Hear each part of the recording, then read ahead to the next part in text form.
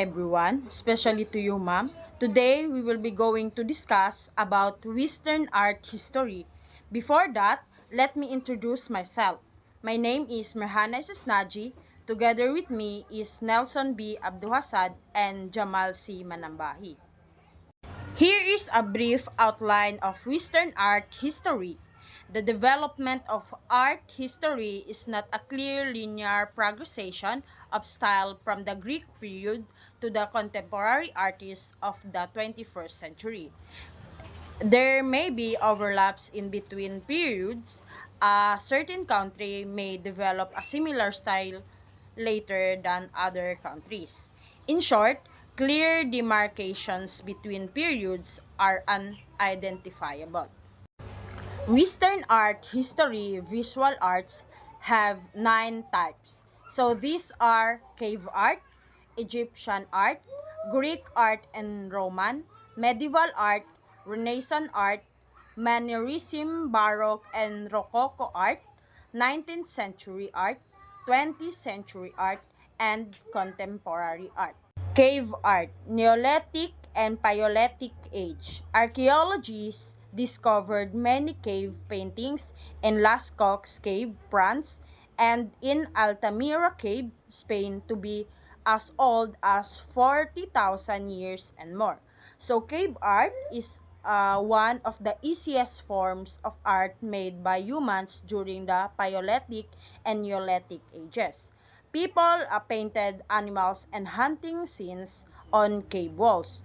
They also made small sculptures and carving to show their beliefs and daily life. So here are some more examples of cave paintings founded in France and Spain.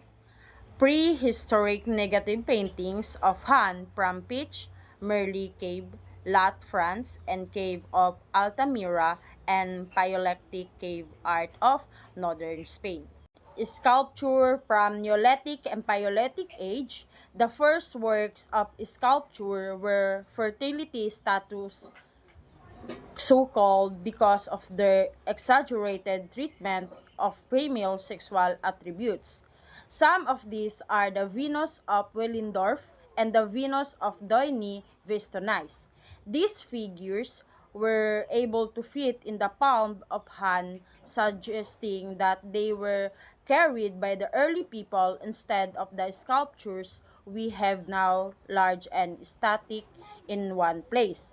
Archaeologists theorize that these small sculptures were consistent with the nomadic lifestyle of the people during this period. Here are some more examples of the Venuses found. Archaeologists do not know what these small sculptures were called. Nevertheless, these were called Venuses because they were figures suggestive of the human's form. Second, Egyptian art.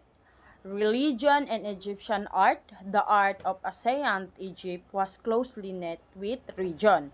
At the core of their beliefs is a profound preoccupation with death and immortality.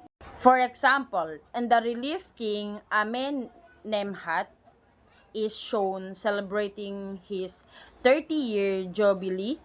He is flanked by the gods Anubis with a jackal head in front and the Horus with a falcon head behind, both of whom offer him the Ankh or symbols of life.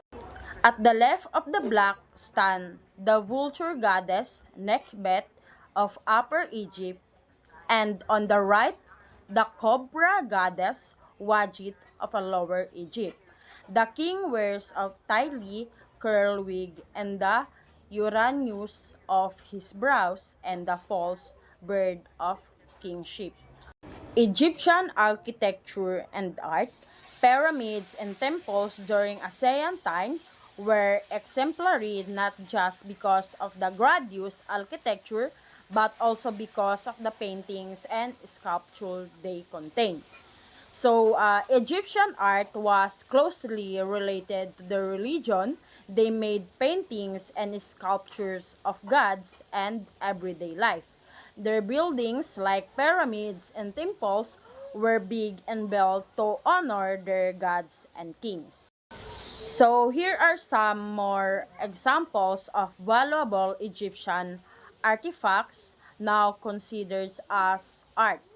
Funerary mask of Tutankhamun and Narmer palette. Third is Greek art and Roman. Greek art is divided into three periods. So these are archaic, classical, and Hellenistic periods.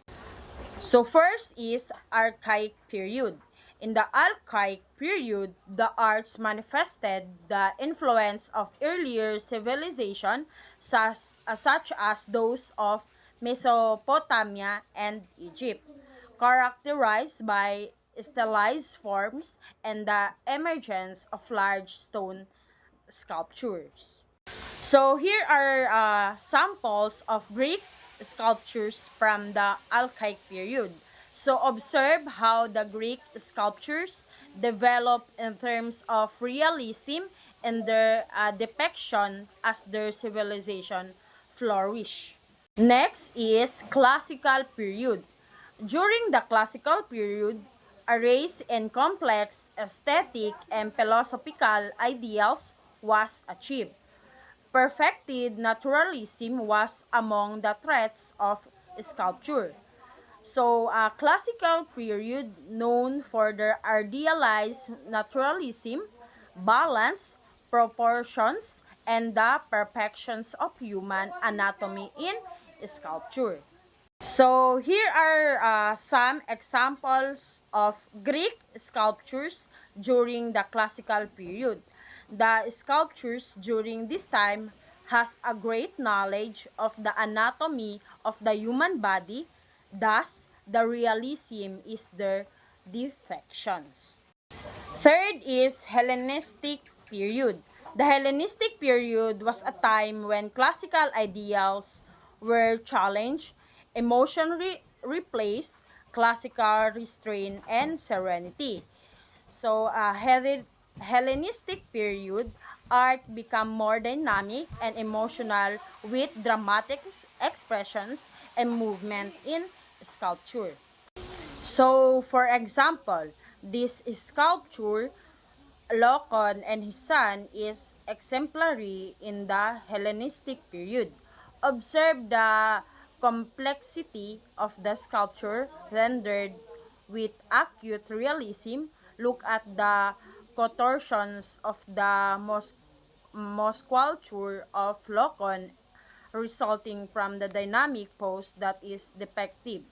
The pectoral muscles in chest, the biceps in the arms, and the quadriceps in the legs. Also look at the intense emotion coupled with restraint in the facial expression of Locon, as if there is no nobility in his suffering. Roman art and Greek influence. Since the establishment of the Republic, Rome conquered its neighbors in Italy and then moved to Greece, bringing exposure to Greek art and architecture. So Roman art was inspired by Greek art, but it was more realistic. They made detailed portraits and big buildings using new ideas like arches and domes. The Roman art are often shown the power of their leaders. So here are some examples of Roman sculptures, instrumental art, statues of Dionysus leaning on a female figure, Hope, Dionysus, and the bronze portrait of man. So good day everyone, my name is Nelson B. Abdosad. So in this video, I will going to discuss the medieval art, the Renaissance art, and the Mannerism, Baroque, and the Rococo art. So now let's start with medieval art. So under the medieval period, there were four prevalent artistic styles: early Christian, Byzantine, Romanesque, and the Gothic. So early Christian art emerged from the decline of the Roman Empire. due to the teachings of the Old Testament of the Bible. Production of image of the divine was considered idolatrous. The early Christians saw this as a prohibition to making sculptures. Thus, most of the artwork during the medieval period were mostly paintings, mosaic, and relief. So early Christian art followed the teaching of Christianity, an emphasis on the spiritual and the internal life on earth being preparation for life after death. Here is a painting during the early Christian period and a photograph of a catacomb where it was discovered. During this period, the practice of Christianity was in secret due to the persecution of the Romans. It was only after Constantine favored Christianity that the religion gained momentum and spread throughout the world. Byzantine art merged a two-dimensional style, placing emphasis on clarity of line and sharpness of outline. Western three-dimensional style of classical tradition was also prevalent, resulting to flat frontal figures with heads turned to three-quarter view. The well-known Byzantine arts are mosaics inside churches. Hagia Sophia, Holy Wisdom, is a former Orthodox patriarchal basilica, later a mosque and now a museum in Istanbul, Turkey. From the date of its dedication in 360 until 1453, it served as an Eastern Orthodox cathedral and the seat of the Patriarchate of Constantinople, except between 1204 and 1261 when it was converted to a Roman Catholic cathedral under the Latin Empire. So the building was a mosque from 29 May 1453 until 1931 when it was secularized. It was opened as a museum on February 1, 1935. Here are some samples of mosaic in Hagia Sophia.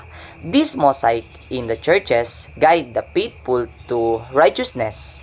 They depicting narratives or imagery from the Old and the New Testament that drew visitors gaze to the heavens as they enter in the first places of public Christian worship.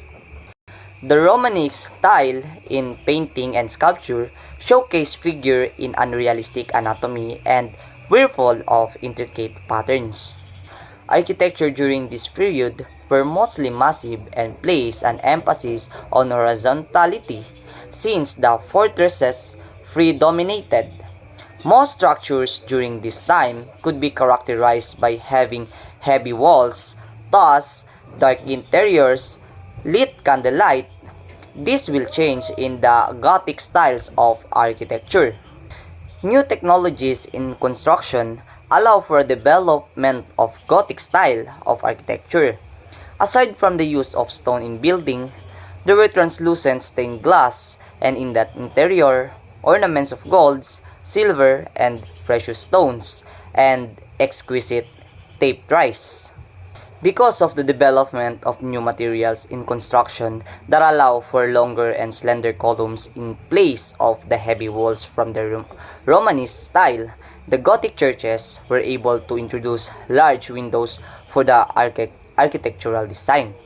Thus, the development of stained glass as an art form followed.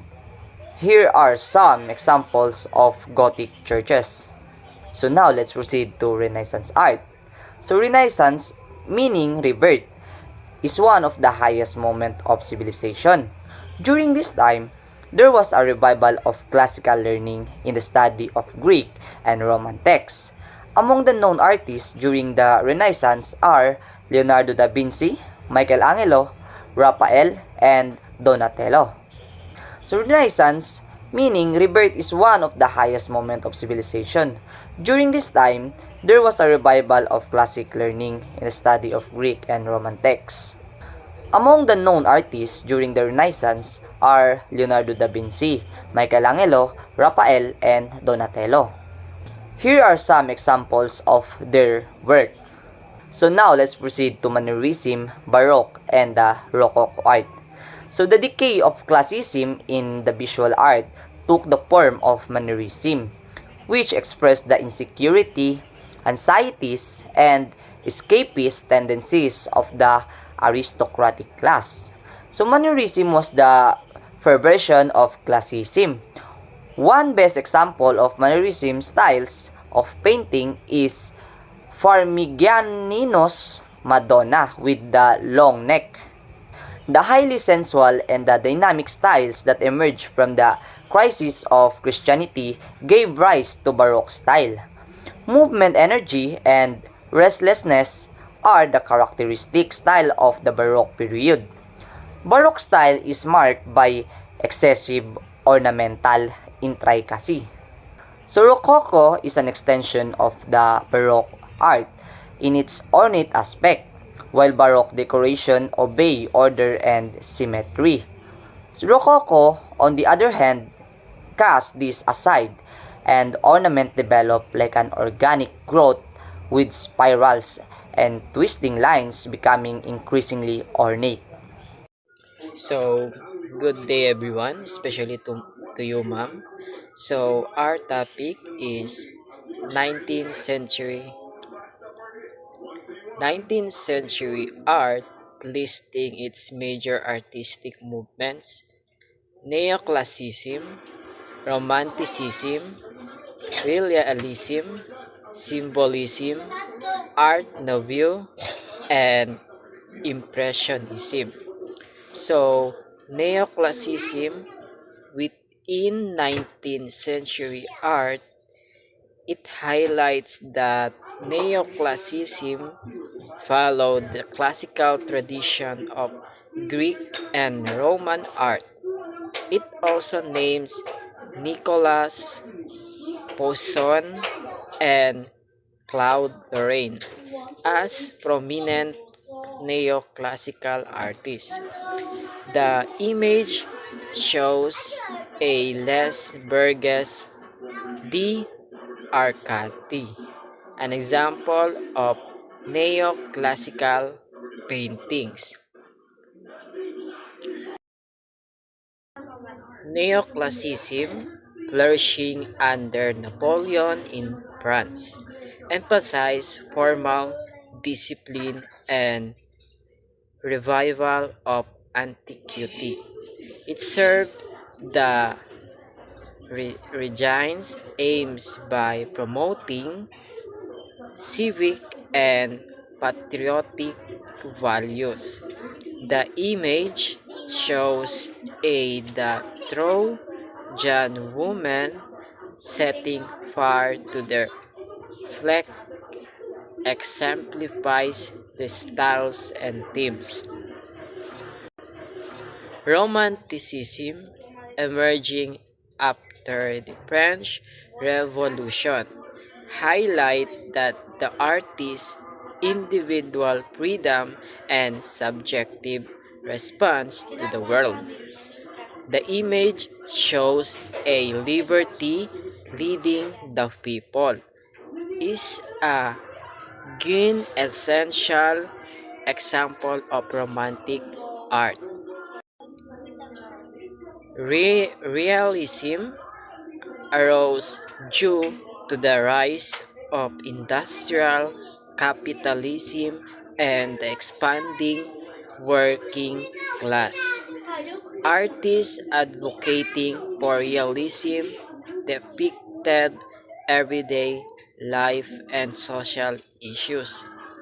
The Stone Breaker is a representative work of a realism focusing on the lives of laborers.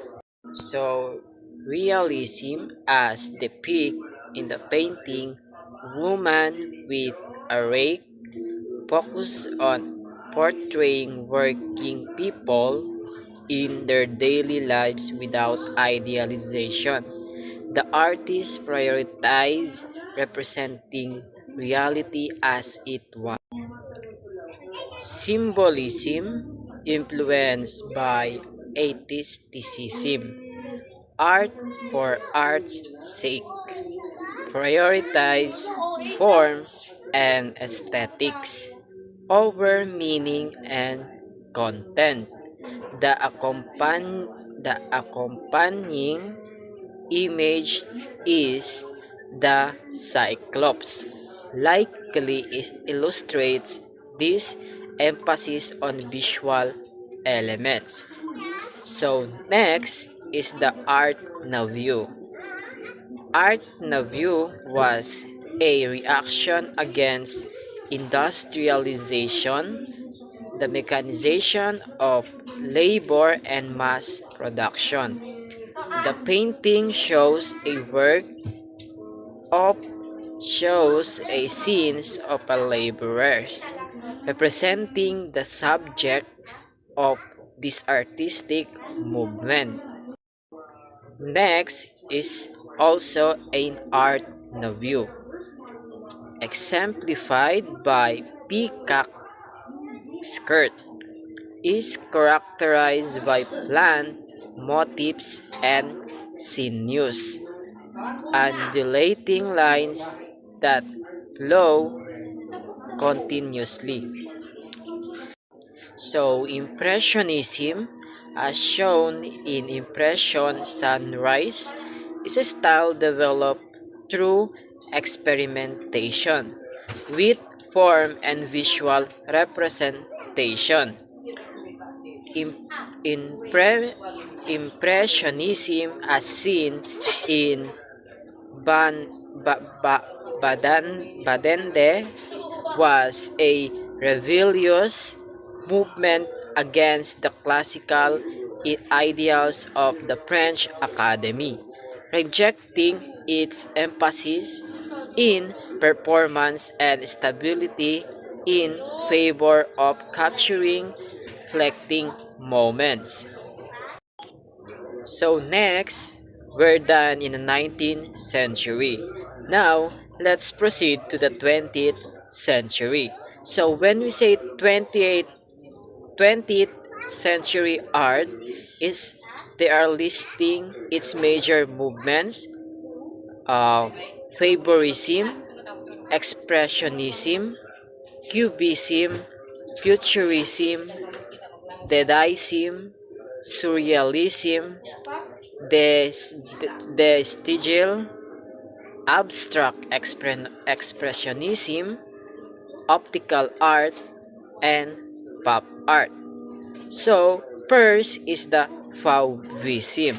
So, when we say Fauvism, as illustrated in Man Among the Redwoods, is defined by its use of bright colors, which were given primary importance in the compositions.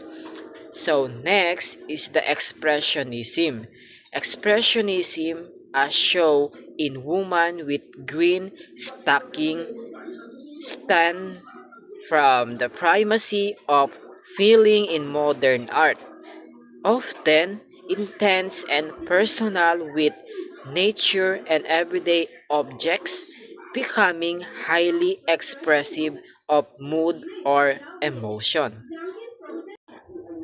Next is the Cubism. So when we say Cubism, as illustrated in Under the Pergola in Nepal, treated nature through basic forms, cylinders, spheres, and cones, rejecting linear perspective and emphasizing a shifting viewpoint, exaggerate and simplified shapes and color to highlight structure. So when we say cubism, it is a cube form. So next is the Futurism.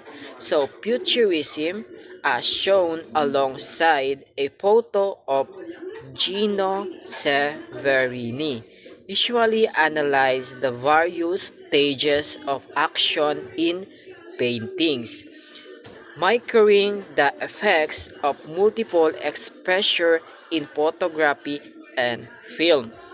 So, next is the Dadaism.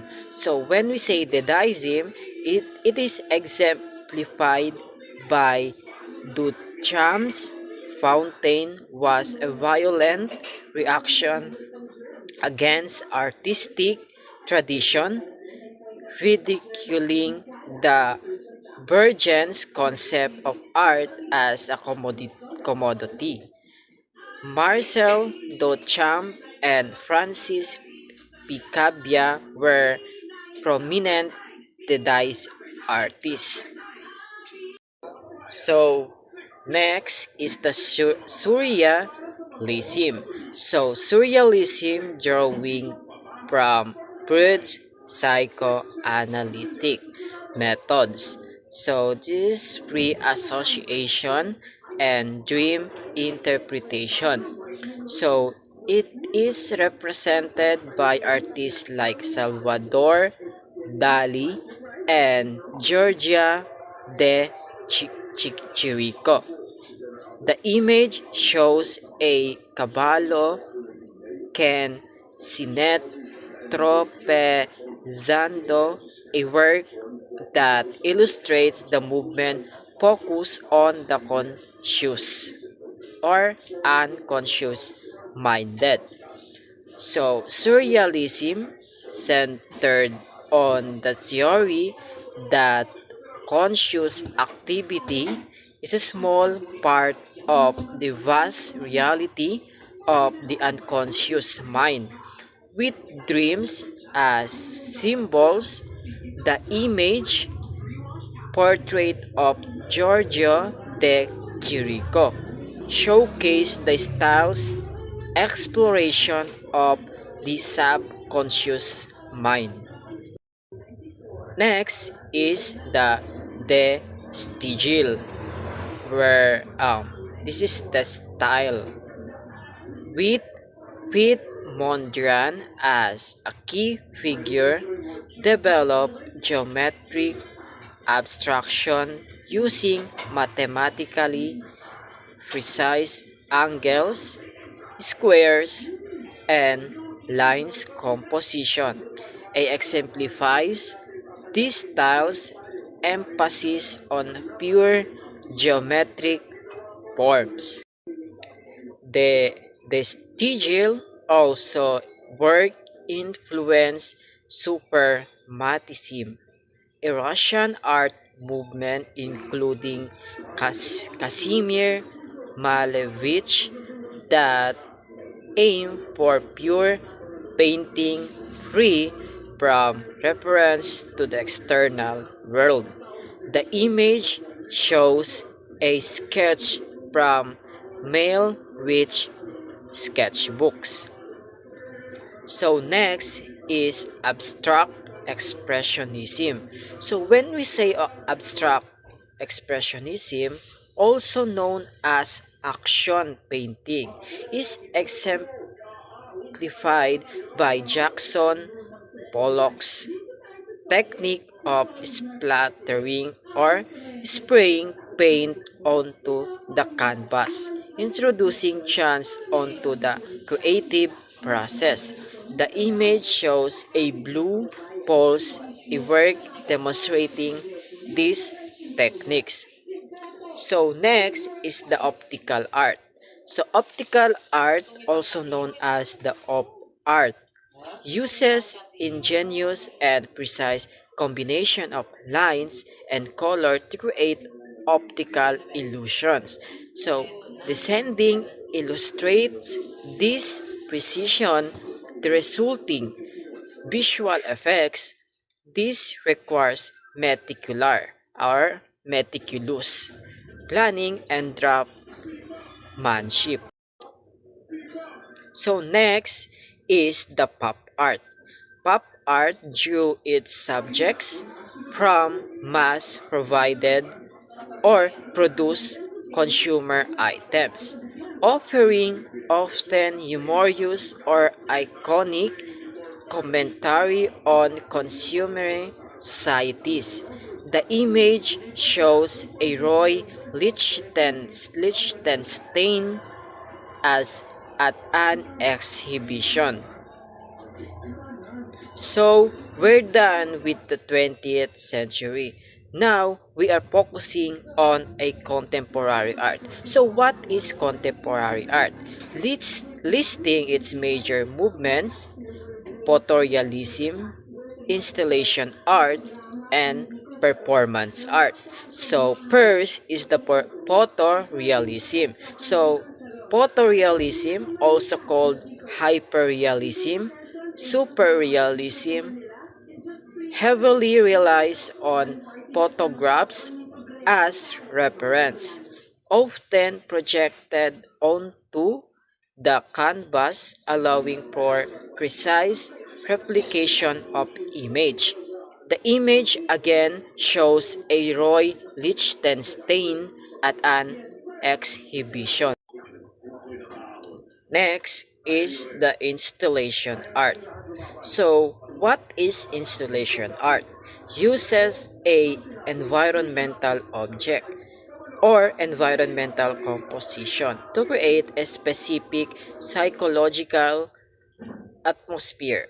The image, each bulb and house of them Atlantic exemplifies this by creating a specific environment.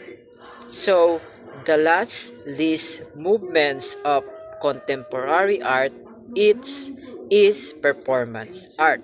So, performance art is a genre where art is presented live, usually by the artist, but sometimes with collaborators or performers. This reflects a dematerialization of the art object and move away from traditional media. The artist is present is an example of this type of art. Instrumental music. So these are the four types of instrumental music. So first is Baroque period, second classical period, third romantic period, and fourth modern period. Baroque period, Baroque music refers to the rich polyphonic music composed about the period 1600 to 1750.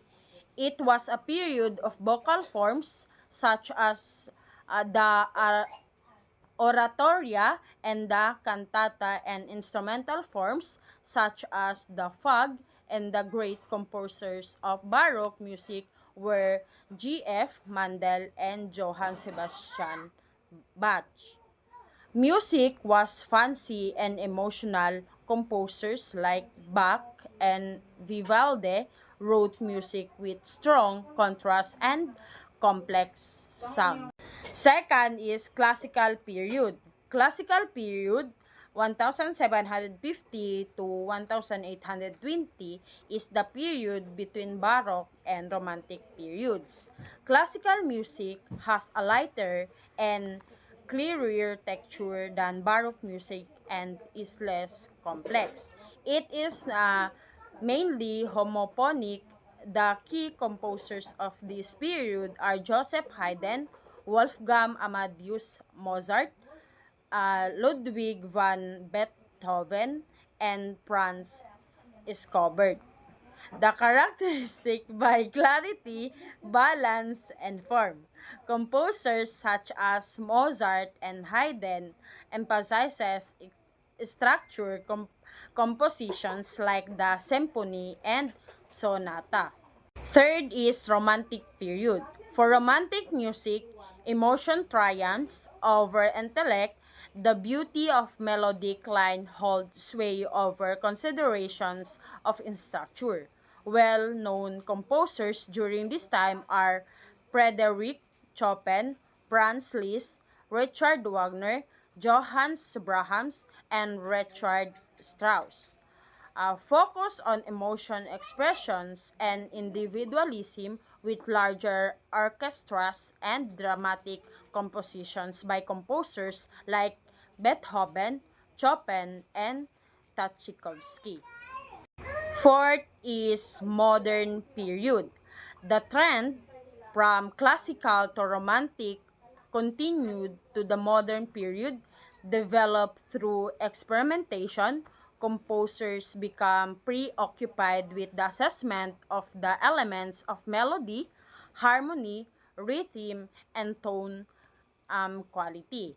Some of the well-known composers during the modern period are Claude Debussy, Arnold Schoenberg, Maurice Ravel, John Cave, and Philip Glass. Modern period known for the experimentation, dissonance, and new forms of expressions. Styles range from onatal music to minimalist, with composers such as Stravinsky and Schoenberg. Conclusion and summary. Art has a long history in Western civilization, from cave paintings to performance art today. These art forms develop based on the forces of society in which they existed.